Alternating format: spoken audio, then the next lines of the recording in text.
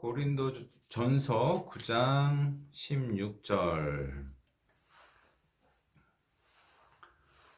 제가 읽어드리겠습니다. 내가 복음을 전할지라도 자랑할 것이 없음은 내가 부득불 할 일임이라. 만일 복음을 전하지 아니하면 내게 화가 있을 것임이로라. 오늘은 제가 이제 전도에 대해서 말씀을 드려야 되겠다 이렇게 생각을 했습니다. 그 이유는 최근에 한 카페에서 개최하신 한 분의 간증을 보니까 대침에서 이런 얘기가 나왔다고 합니다. 기회가 있는데도 전도를 하지 않는 것은 간접살인이다. 간접살인이다.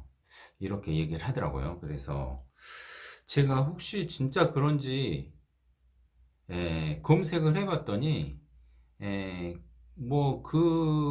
글에서는 뭐 수요 말씀이 있다고 했는데 2020년에도 이미 그런 얘기를 했더라고요. 그 동계 수련회 때 세계 선교를 강조하면서 또 간접 살인이나 마찬가지다. 전도를 하지 않는 것은 이렇게 얘기를 했다고 합니다. 여러분들은 어떻게 생각하시는지 모르겠습니다. 저는 생각해 보니까 저는 만약에 그 말이 맞다면 저는 살인자더라고요. 살인을 한두 명을 한 게 아닌 것 같습니다. 저는 간접살인을 너무 많이 한 그런 살인자인 것 같은데 과연 성경도 그렇게 얘기하고 있을까? 근데 이제 그 간접살인이라고 한 이유가 바로 이 성경 구절 때문이었습니다. 내가 복음을 전할지라도 자랑할 것이 없으면 내가 부득불 할 일인데 복음을 전하지 않냐면 내가 화가 있을 것이다. 그러니까 복음은 부득불 무조건 전해야 되는데 당연히 전해야 되는데 전하지 않으면 화가 있을 것이다. 이렇게 얘기하는 거였습니다. 근데 제가 볼 때는 이 성경 구절을 좀 오래 한 것 같습니다. 이거 말고도 이 성경 구절 말고도 잠언 24장 11절 12절에 보면 너는 사망으로 끌려가는 자를 건져주며 살육을 당하게 된 자를 구원치 아니치 말라. 너희 마음을 보신 하나님께서 다 알고 계신다. 그리고 행한 대로 다 갚아주시겠다. 그것도 딱 들으면 정말 그래야 될 것 같지 않습니까? 그리고 살육을 당하게 된 자, 그 다음에 사망으로 끌려가는 자는 모든 인간이잖아요. 모든 인간이 죄인으로 태어났기 때문에 당연히 지옥으로 향하고 있는데 그 사람들을 보고도 아무 일도 하지 않으면 하나님께서 마치 무서운 심판이라도 내릴 것처럼 이렇게 얘기를 하는 겁니다. 그러니까 이런 두 구절을 통해서 전도를 하지 않으면 간접살인이다. 이렇게 얘기하는 것 같습니다. 여기 살인자 아닌 분 한번 손 들어보세요. 저는 살인자 맞는 것 같은데 여러분들은 다 자 이제 전도도 잘 하시겠지만 여기 저는 문제점이 그리고 그렇게 하는 것 자체가 이게 아무것도 아닌 것 같아요. 단순히 그냥 전도를 독려한다는 차원이 아니고 그렇게 하지 않는 사람, 그러니까 그거에 동참하지 않는 사람을 살인자로 만드는 거잖아요. 그러면서 이제 대침에서 하는 모든 뭐 전도에 관련된 것을 정당화 시키는 겁니다. 그리고 이제 동계수련회 간접살인을 언급했던 그 동계수련회 맨 끝에 보니까 그래서 결국은 11조 하고 그다음에 세계연금 하자 이렇게 결론이 나더라고요. 그래서 이 모든 것을 합리화시키기 위해서 그렇게 하는구나.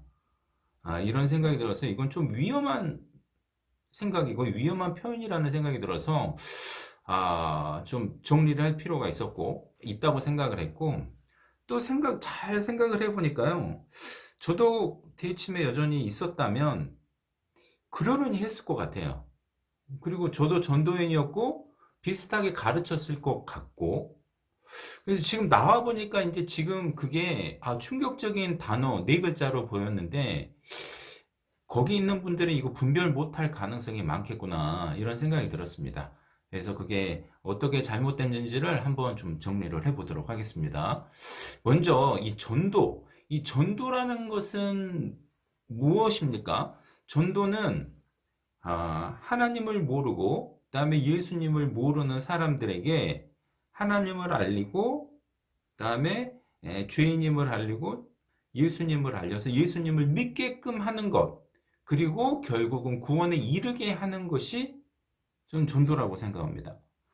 근데 전도를 아주 그 협의의 의미로 보면 말씀을 듣는데, 복음을 듣는 데까지 인도하는 것을 전도라고 할 수 있습니다. 근데 거기에서 조금 더 확장시키면 그 사람이 거듭났는 데 이르기까지, 그리고 우리는 더 확장을 시킨다면 그 사람이 끝까지 믿음을 지켜가지고 천국에 이를 때까지, 영생에 이를 때까지 계속 인도해주고 하는 것이 전도 아니겠습니까? 결국 그 사람이 영생에 이르지 못하면 아무 의미가 없으니까. 그렇게 보면 이 전도라는 것은 의미로 확장시켜 보면 정말 할 일이 많아요. 그러니까 그 사람이 하나님을 찾게 하고, 또 말씀을 듣게 하고, 그다음에 깨닫게 하고, 그리고 결국 영생에 이르는 것. 이건데 이것을 과연 우리가 우리의 능력으로 제대로 할 수 있을까요? 전도의 메커니즘에 대해서 조금 더 자세히 살펴보면, 자, 하나님 눈에는 하나님을 찾는 자가 아무도 없다고 되어 있습니다. 그러니까 하나님을 찾아야 거듭나기도 하고 영원한 생명에 이를 텐데, 로마서 3장에 보면 3장 11절에 하나님을 찾는 자도 없고 깨닫는 자도 없고 아무도 없는 거예요. 그래서 전도의 맨 처음은 어떻게 시작을 해야 되냐면요, 하나님을 찾지 않는 사람들에게 하나님을 찾을 마음이 생기도록 해주는 겁니다. 여러분, 그거 여러분의 능력으로 하실 수 있습니까? 이게 우리 능력으로 안 돼요. 그래서 하나님께서 하셨는데 바로 자연 계시라는 것을 통해서 하셨습니다. 무슨 뜻이냐면 하나님이 창조하신 만물, 그리고 우리에게 심겨놓은 양심을 통해서 이 세상을 보니, 이게 진짜 하나님이 없이는, 창조주가 없이는, 신이 없이는 말이 안 되는구나, 이걸 깨닫게 해주는 거예요. 저는 최근에 명상록이라는 책을 읽었는데요. 그 사람은 2000년 전 사람이거든요. 로마의 황제였습니다. 근데 그 사람이 신을 믿어요. 신의 존재. 물론 우리가 믿는 하나님을 믿는 건 아닌데, 이제 로마 신화의 그 신도 믿는데, 가끔 그 사람이 쓰는 말 대목에 우주의 질서 뭐 이런 걸 언급하면서 이 섭리를 보면 신은 있을 수밖에 없다, 이렇게 얘기를 하는 거예요. 2000년 전 사람이. 그래서 오늘날 우리 이 시대에 살고 있는 사람만 전능하신 하나님을 이렇게 생각하는 것이 아니라 시대를 막론하고 하나님을 찾을 수 있도록 하나님께서 항상 허락해 놓으셨습니다. 그것이 첫 번째예요. 그것이 전도의 첫 번째입니다. 그런 걸 통해서 하나님을 찾는 사람이 생기는 거예요. 예를 들면 명상록을 쓴 아우렐리우스 같은 그런 사람이 생기면 하나님께서 진리를 찾는구나 하고 그 사람에게 사람을 보내요. 사람을 보내서 말씀을 듣게 하십니다. 로마서에서 나왔죠. 믿음은 들음에서 나고 들음은 하나님의 말씀으로, 그리스도의 말씀으로 말미암는 것인데, 말하는 자가 없이 어찌 듣고 보내심을 받지 않으면 어찌 말하겠느냐. 그러니까 하나님께서는 필요한 사람을, 하나님이 쓰시는 사람을 보내서 말씀을 듣게 하십니다. 그곳이 어디가 됐든지, 이 세상의 어디가 됐든지 정말 하나님을 찾는 자가 있다면 하나님께서 보내십니다. 이것이 두 번째 단계. 세 번째 단계는 그 사람이 말씀을 듣고 깨닫도록 도와주십니다. 우리 지능으로는 하나님에 대해서 올바로 깨닫고 복음에 대해서 올바로 깨닫고 그런 능력이 없거든요. 그러니까 하나님께서 그렇게 깨닫게 해주시고 또 회개하도록 이렇게 해주세요. 보세요. 로마서 2장을 한번 보겠습니다.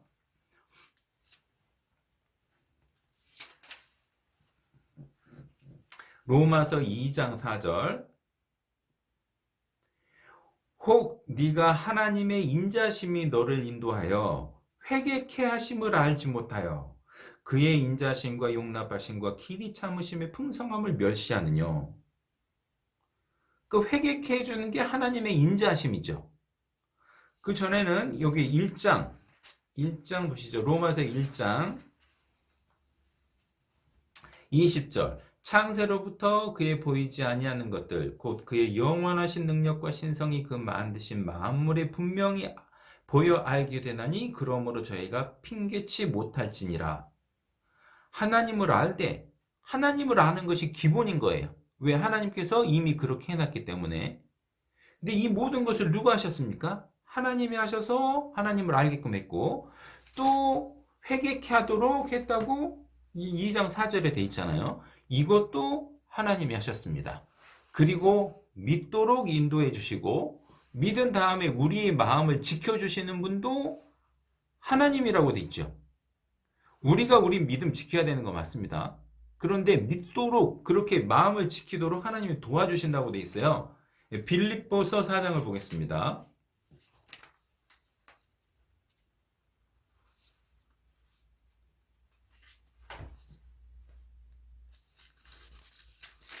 빌립보서 4장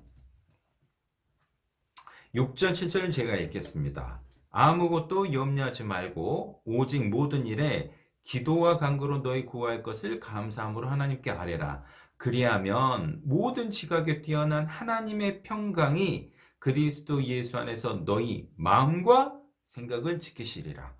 이렇게 하나님께서 우리가 마음을 지킬 수 있도록 믿음을 지킬 수 있도록 해 주셔야 우리가 마음을 끝까지 지키고 결국 영생에 이룰 수 있는 거거든요.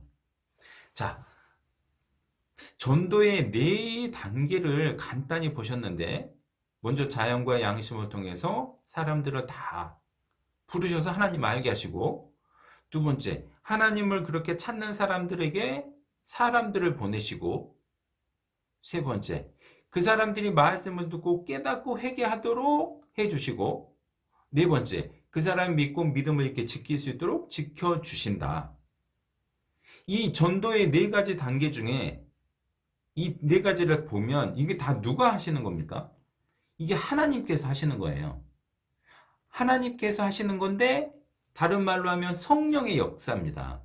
하나님께서 성령의 역사를 성령을 이 땅에 보내셔서 이 각 사람에게 역사하게 하셔서 이게 거듭나게 하시고 거듭날 수 있도록 이렇게 계속 인도하시는 겁니다. 그다음에 영생에 이를 수 있도록 계속 인도하시는 겁니다. 그런데 분명히 아셔야 될 것은 이 성령은 자신의 의지로 거부될 수 있다. 이것이 중요합니다. 예정론을 믿는 사람들은 거부할 수 없다. 이게 하나님의 그 성경의 가르침이라고 믿어요.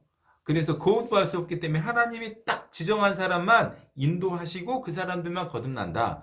이것은 하나님께서 딱 정해놓기 거부할 수 없다인데 그건 성경이 가르치는 것이 아닙니다. 하나님께서 모든 사람에게 이렇게 성령으로 인도하셔서 거듭나고 영생에 이르도록 해주시는 겁니다. 그런데 이것을 각 사람이 거부할 수 있다 없다? 없다는 겁니다. 어쨌든 이 전도의 메커니즘을 딱 보니까 이 전부 다 누가 하시는 겁니까? 성령께서 하시는 거예요. 자, 그 예를 살펴보겠습니다. 이디오피아 내시가 이사야서를 읽으면서 하나님을 찾아요. 그러니까 누구를 보내시죠? 하나님께서 빌립을 보내셔서 설명해 주십니다. 그리고 깨닫고 세례를 받아요. 그리고 빌립은 갑자기 사라져요. 그러면 이 이디오피아를 전도한 사람은 누구일까요? 1번 하나님, 2번 빌립. 1번이라고 대답하셔야 됩니다. 왜? 빌립이 전도한 것 같지만 빌립은 그냥 도구로 보내줬을 뿐이잖아요. 빌립이 이디오피아 내시가 어디 있는지 알았습니까? 몰랐어요. 그 사람이 어떤 상대인지 알았습니까? 몰랐어요. 빌립이 계속 그 사람을 지켜줬습니까? 안 그랬어요. 그러니까 하나님께서 그 사람이 이디오피아 내시가 하나님 찾는 거 보고 빌립 보내니까 말씀을 전하라고 하니까 설명해 줬고 그리고 자기 할 일하고 나온 겁니다. 자, 고넬료란 사람이 또 백부장이었죠. 이 사람이 하나님을 찾아요. 하나님을 두려워해요. 그러니까 하나님이 이런 사람 보시잖아요. 그래서 하나님께서 누구 보내셨습니까? 베드로가 고넬료 찾았습니까? 아니에요. 말씀 안 들으려고 해도 끝까지 전도해가지고 구원받겠습니까? 아니에요. 찾고 있는 사람에게 하나님께서는 베드로 보내서 말씀을 듣고 그와 그 가족들, 그 식솔들로 하여금 하나님을 믿게 만드신 거예요. 사울도 마찬가지죠. 사울은 바울이 된 사울입니다. 네. 이 바울도 하나님을 경외하는 사람이었고 자기는 의롭게 살고자 했어요. 근데 예수님을 모르고 자기 열심만 알았을 뿐이지. 그걸 보고 하나님께서 그를 인도하신 거예요. 그리고 아나니아를 만나게 했습니다. 다메섹에 있는 아나니아가 이제 다 설명해 줬어요. 그리고 거듭났습니다. 사도 바울을 거듭나게 전도한 사람은 하나님입니까? 아나니아입니까? 아나니아가 아니라 하나님이시죠. 루디아도 마찬가지죠. 빌립보에 있는 루디아는 기도처를 찾고 있었습니다. 기도처를 찾고 있는다는 얘기는 무슨 뜻입니까? 하나님을 찾는다는 사람이에요. 그래서 하나님께서 바울을 만나게 해주셨습니다. 그리고 말씀을 듣고 깨닫게 해주셨어요. 그리고 믿었어요. 루디아를 전도한 사람은 1번 하나님, 2번 바울. 몇 번입니까? 1번이라는 얘기입니다. 신약에만 그런 것이 아니라 구약도 마찬가지죠. 시돈 땅에 바알을 섬기는 그 땅에 사르밧 과부가 있었습니다. 하나님께서 이스라엘 땅에 살고 있는 엘리야 선지자를 그에게 보내신 거예요. 사르밧으로 가라. 그럼 황 과부가 너를 공개할 것이다. 그 과정을 통해서 사르밧 과부가 당신의 믿는 하나님이 참 하나님이군요. 결국 고백합니다. 그렇게 알도록 해주신 분은 사르밧 과부를 이게 참 하나님을 알도록 해주신 분은 하나님이지 엘리야가 찾아가지고 그 사람 전도해야 되겠다 했던 것이 아니라는 뜻입니다. 니느웨 사람들도 마찬가지예요.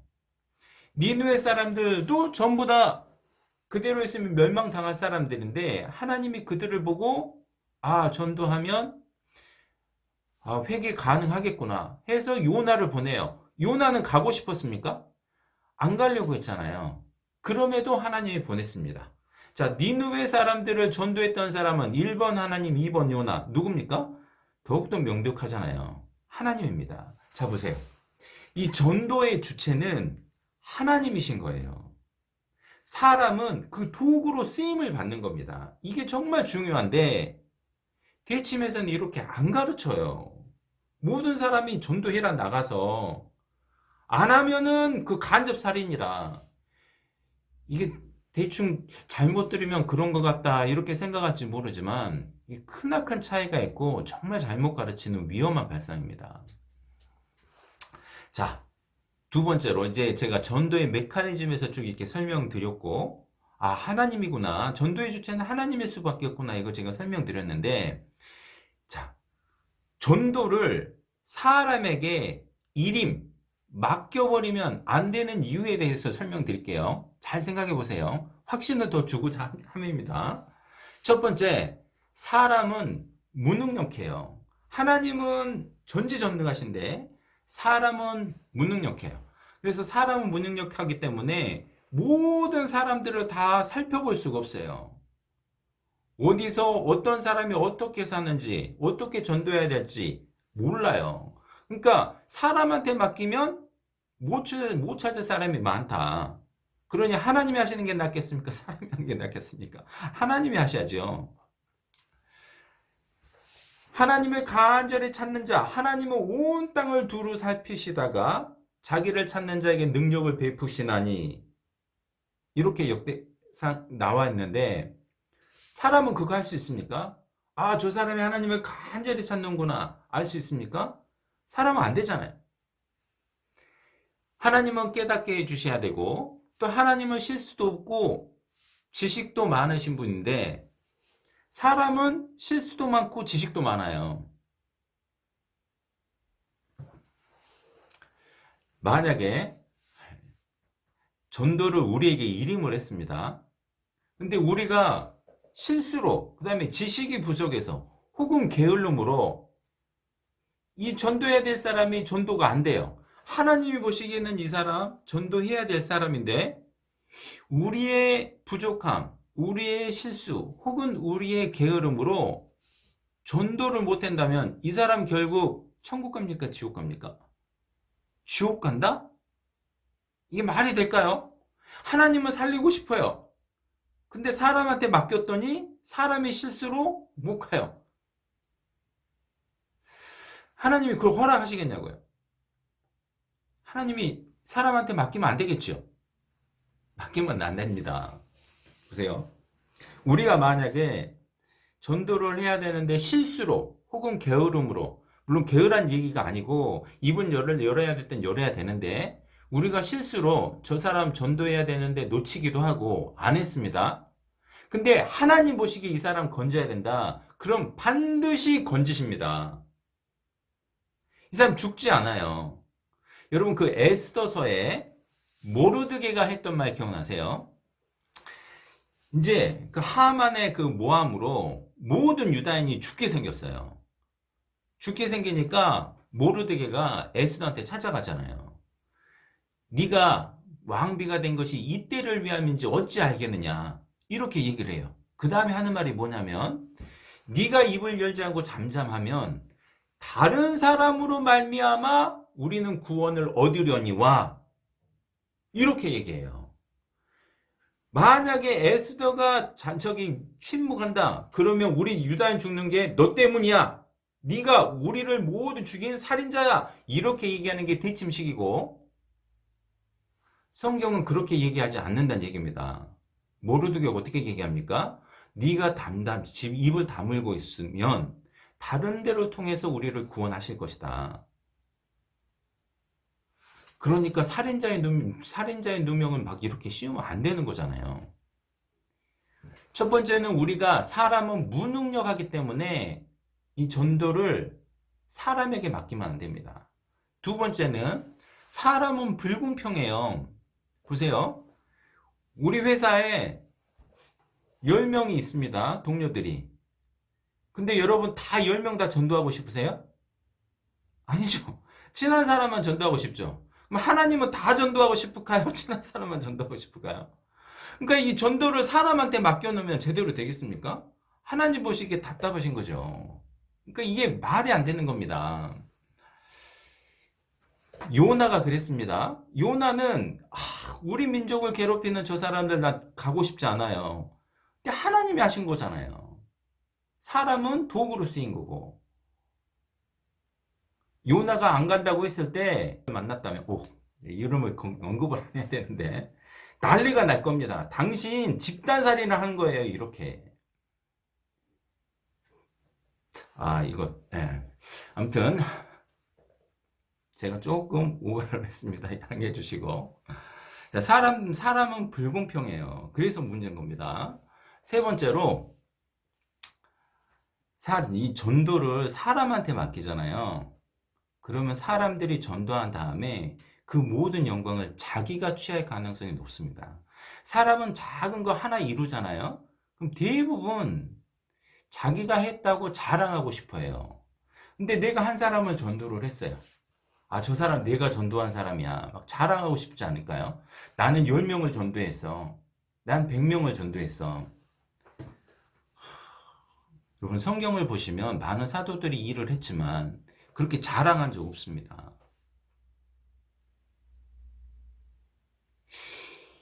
이 모든 이 전도를 통해서 영광을 받으셔야 될 분은 하나님이시거든요. 그러니까 하나님이 전도를 모든 영광을 받으시려면 하나님이 전도의 주체가 되시는 게 너무 당연해요. 이런 세 가지 이유로 하나님께서는 전도를 인간에게 딱 일임을 할 이유가 없습니다. 반대로 생각해 보시죠. 하나님은 능력이 많으시고 모든 것을 다 하실 수 있는데 굳이 사람에게 또 맡겨야 될 이유가 있습니까? 그럴 이유 없어요. 그러니까 하나님은 손 떼고 너희들이 좀 잘 좀 해줘 이렇게 하실 이유도 없다는 뜻입니다. 하나님께서는 완전하시고 온전하시고 모든 것을 다 하시고 사람의 마음까지 해야 되기 때문에 하나님께서 전도의 주체가 돼야 되고 반대로 사람은 하나님의 도구로 쓰임을 받는 것 뿐이에요. 그러니까 하나님께서는 우리를 도구로 사용하시는 것이지 우리가 주도적으로 네, 저 사람 될 때까지 할게요. 그렇게 하는 것이 아니란 뜻입니다. 그냥 도구로 가라. 그럼 가고 옮겨라. 그러면 옮기고. 여러분 예수님께서 2명씩 그 제자들을 파송하셨잖아요. 파송하셨는데 어느 마을에 가서 복음을 전했는데 안 들어요. 그러면 예수님은 어떻게 하라고 하셨을까요? 1번 그래도 끝까지 물고 늘어져라. 진돗개 정신으로. 2번 발에 먼지를 털고 나와라. 1번입니까? 2번입니까? 2번이잖아요. 그럼 대침에서 가르치는 건 1번일까요? 2번일까요? 여러분 이게 전도의 주체가 누군지를 잘 생각하면 답이 금방 나옵니다. 예수님은 그 사람들을 안 불쌍해서 그런 겁니까? 그 사람은 그냥 포기하라는 뜻인가요? 그런 뜻도 아니에요. 현재 그 사람들이 거부하고 있기 때문에 그 자리에서 나오라고 하신 것입니다. 그 사람들이 언제든지 다시 찾으면 또 가시죠. 또 보내시고. 그런데 진돗개 정신, 뭐 우리한테 그런 능력이 있는 것처럼 우리의 끈질기게 막 전도를 해야 되는 것처럼 안 그러면 그게 간접살인이나 되는 것처럼 하는 것이 큰 문제란 뜻입니다. 이게 너무너무 중요해서 강조를 했습니다. 그러면 아까 찾아봤던 고린도전서 9장 다시 한번 보겠습니다.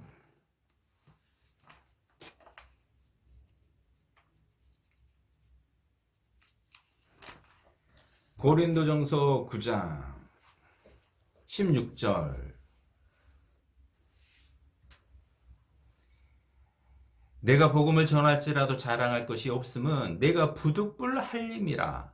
만일 복음을 전하지 아니하면 내가 화가 있을 것이미로라. 이 말 언급하면서 간접살인이라고 했다고 했잖아요.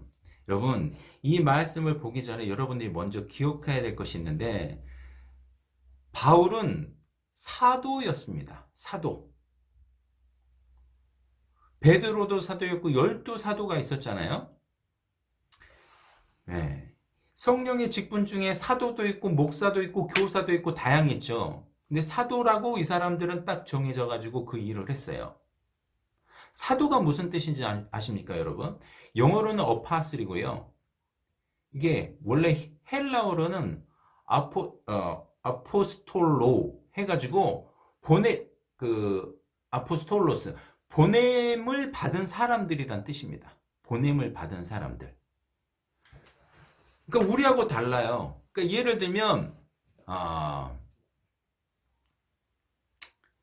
대한민국에서 미국으로 대사를 보냈습니다. 보냄을 받은 사람이에요. 대표로. 근데 우리가 미국에 가가지고 나 한국에서 보낸 사람이에요.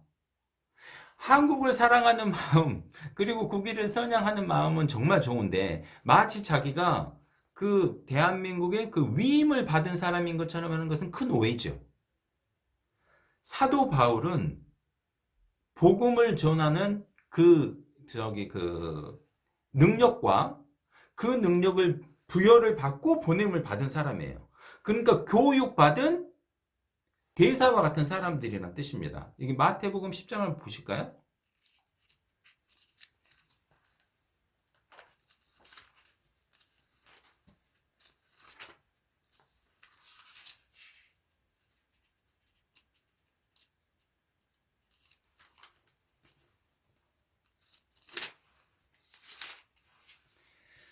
마태복음 10장 1절입니다.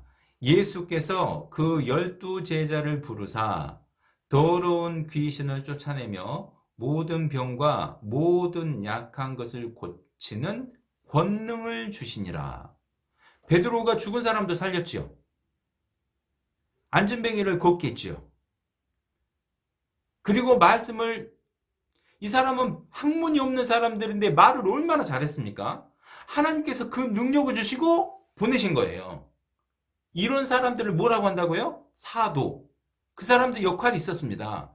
그래서 하나님께서 고넬료 보고 벤으로 보내셨어요. 네가 고넬료한테 가서 조언해. 사도 바울은 이방인들에게 네가 가서 조언해. 그래서 루디아도 만나고 이렇게 만났던 사람들입니다. 여러분도 이런 능력도 받으시고 하나님께 보냄을 받았습니까? 이 달라요. 우리는 그런 사람이 아니니 입국 달무들고 있어도 되겠구나. 그런 뜻이 아닙니다. 우리는 우리로서의 역할이 있는 거예요. 하나님께서는 각 사람에게 지금 현 시대에도 구체적으로 우리에게 지목해가지고 너는 뭐 이렇게 얘기를 해주지 않았지만 우리에게 다 주신 은사가 다르잖아요.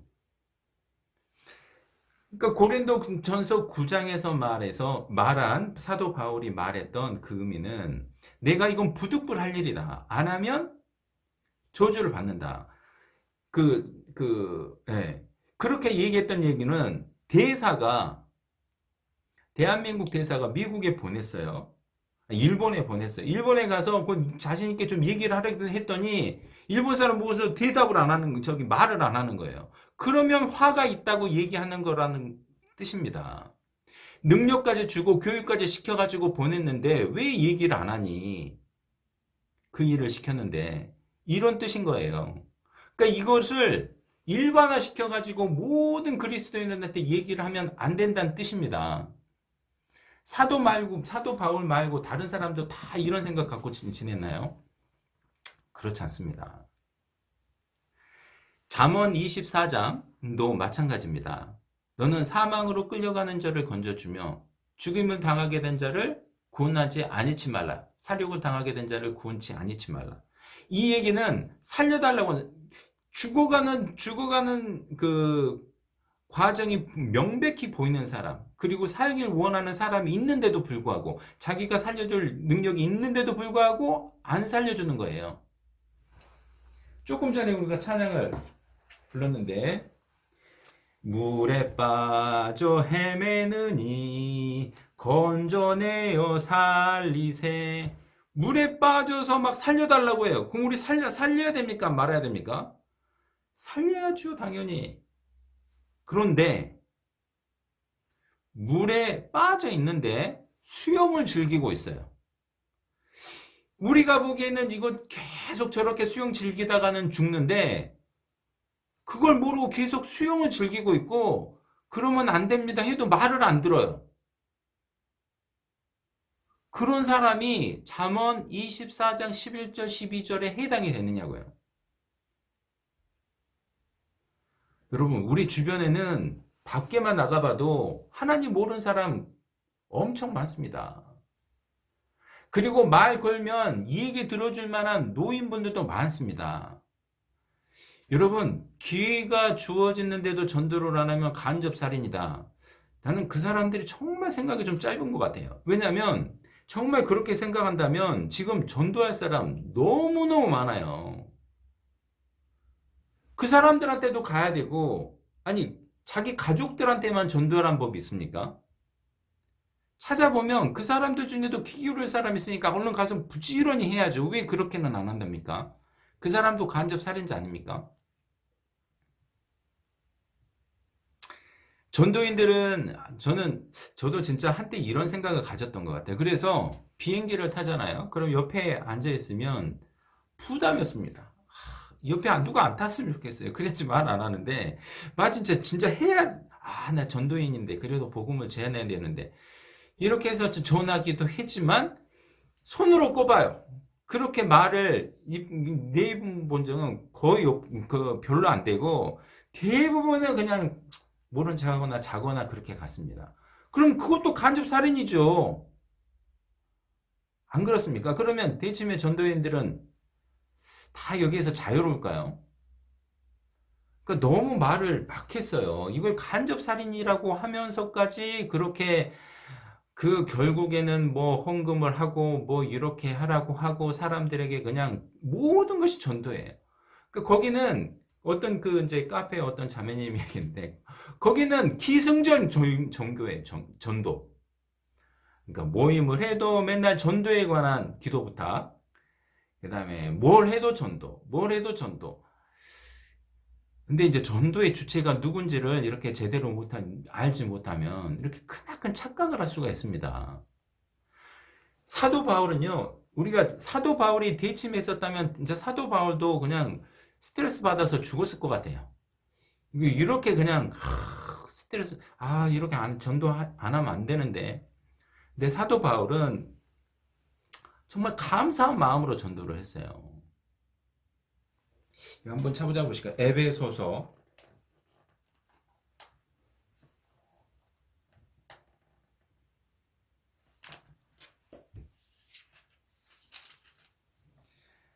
에베소서 3장.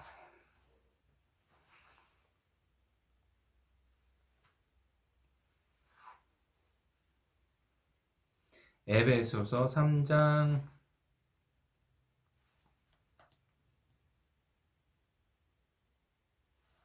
6절입니다. 6절 7절을 제가 읽어드리겠습니다. 이는 이방인들이 복음으로 말미암아 그리스도 예수 안에서 함께 후사가 되고 함께 지체가 되고 함께 약속에 참여한 자가 됨이라. 이것이 사도 바울이 깨달은 그리스도의 비밀이었습니다. 7절 이 복음을 위하여 그의 능력이 역사하시는 대로 내게 주신 하나님의 은혜의 선물을 따라 내가 일꾼이 되었노라. 자기가 지금 전도하고 다니는 것이 부담이었습니까? 아니면 은혜의 선물이었습니까? 너무 감사하다. 나를 이런 곳에 사용해 주다니. 자, 이걸 이해 쉽게 설명드리겠습니다. 비유를 한번 들어볼게요. 한국만 그런지 모르겠습니다. 보통 제약회사 영업사원들은요, 스트레스 엄청 많이 받습니다. 막 병의원 다니면서 의사들한테 아쉬운 소리 하면서 손 비벼가면서 그냥 약 하나 팔려고 애를 쓰잖아요. 그렇게 하라고. 그러니까 모르겠습니다. 지금 뭐 제약회사 지금 할 얘기는 아니고 아무튼 오래 못한다고 하더라고요. 그런데 지금은 좀 오래됐습니다만 미국의 화이자라는 회사에서 백신으로도 유명합니다만은 비아그라를 만들었습니다. 없어서 못 팔았어. 막 불티나게 팔았잖아요. 거기는 막 주문이 막 저절로 옵니다. 비아그라 영업사원은 전화만 받으면 되죠. 여러분, 일반 제약회사에 안 팔리는 약 팔라고 그렇게 막 돌아다니라고 하면 그게 은혜입니까? 부담입니까? 부담인데 고용 연봉 줄 테니 그냥 전화만 받아. 이거는 감사할 일, 은혜입니까? 아닙니까? 은혜인 거잖아요. 사도 바울이 그걸 깨달은 거예요. 아니, 저쪽 가서 내가 찾아놨으니 가서 조언해. 조언하기만 하면 되는 거예요. 자기는 도구로 쓰임을 받기만 하면 되는 거예요. 그런데 이 거룩한 일에 자기가 쓰임을 받는 거예요. 사도 바울이 얼마나 감사했습니까? 그 일을 기쁘게 하는 거예요. 그 대신 그 일을 게을리하지 않겠다. 하나님이 보냈는데 그 일을 안 하거나 거부하거나 게을리하지 않겠다는 것이 아까 고린도전서 9장 14절의 말씀이지. 이것이 끝까지 전해야 됩니다. 뭐 기회가 닿는 대로 전해야 됩니다. 안 하면은 간접살인입니다. 뭐 이런 부담을 가졌냐고요. 그렇지 않잖아요. 전도 정말 중요하고 우리도 힘써야 될 거 맞습니다. 자, 그러면 우리는 할 것이 아무것도 없네요. 저는 하나님한테 뭐 부탁받은 것도 없는 것 같기도 하고. 그렇지 않죠. 여러분 우리에게는 잘 생각해 보면 정말 중요한 책임이 있는데요. 여기 한번 보실까요? 고린도 후서 2장입니다.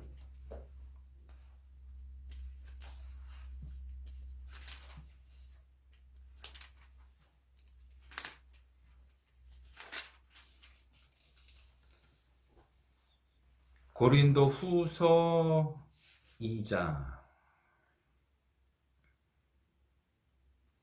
14절입니다. 14절, 15절, 16절까지 제가 읽어드리겠습니다. 항상 우리를 그리스도 안에서 이기게 하시고 우리로 말미암아 각처에서 그리스도를 아는 냄새를 나타내시는 하나님께 감사하노라. 우리는 구원 얻는 자들에게나 망하는 자들에게나 하나님 앞에서 그리스도의 향기니 이 사람에게는 사망으로 쫓아 사망에 이르는 냄새요. 저 사람에게는 생명으로 쫓아 생명에 이르는 냄새라. 누가 이것을 감당하리요? 3장, 그 밑에 3장 2절, 3절을 제가 읽어드리겠습니다. 너희가 우리의 편지라 우리 마음에 썼고 무사람이 알고 읽는 바라. 너희는 우리로 말미암아 나타난 그리스도의 편지니 이는 목으로 쓴 것이 아니요 오직 살아계신 하나님의 영으로 한 것이며 또 돌비에 쓴 것이 아니요 오직 육에 신비한 것이라. 저는 그리스도의 편지, 그리스도의 향기란 말에 밑줄 쫙 그었습니다. 여러분, 우리가 이 역할만 잘해도 하나님께서는 우리에게 사람을 붙여주실 거예요.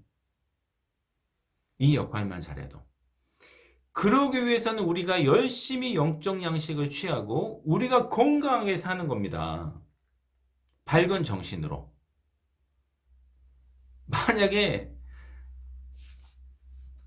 그리스도인들 중에 어떤 사람은 소위 구원 깡패가 돼가지고 보통 때는 안 찾아와요. 근데 꼭 한 번씩 찾아와가지고 전도 집회 있다고 얘기만 하고 그때만 밥 사줘요. 그러면은 과연 정말 모르겠습니다. 그렇게 해서도 뭐 그리스도의 향기가 나를 정말 사랑하는구나 그거 느낄 수도 있지만 그거 말고 그거하고 상관없이 평소의 생활에서 그리스도의 향기가 나고 평소의 생활이 저 사람 보니까 그리스도인은 저런 거구나. 이 편지처럼 예수님께서 보내신 편지처럼 느껴진다 하면 너의 삶의 소망의 이유는 무엇이니? 이렇게 물어보지 않겠습니까? 내가 알고 있는 거 한번 들어볼래? 이게 정말 자연스러운 전도의 방법 아닙니까? 또 하나님께서는 깨끗한 그릇을 사용하신다고 했는데 그래서 우리가 말씀으로 늘 자신을 돌아보고 깨끗한 그릇이 되려고 노력하면서 사는 것이 정말 전도의 방법 아니겠습니까?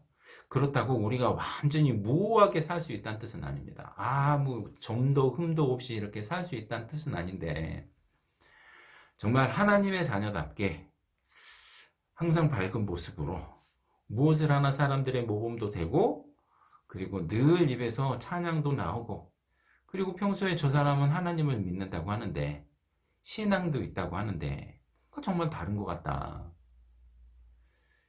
이렇게 얘기했을 때 정말 저 사람이 믿는 거 나도 믿어보고 싶다.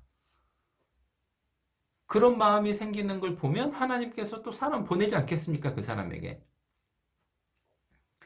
이것이 정말 그리스도인들이 해야 될 기본 중에 기본이고 전도의 방법이라고 생각합니다.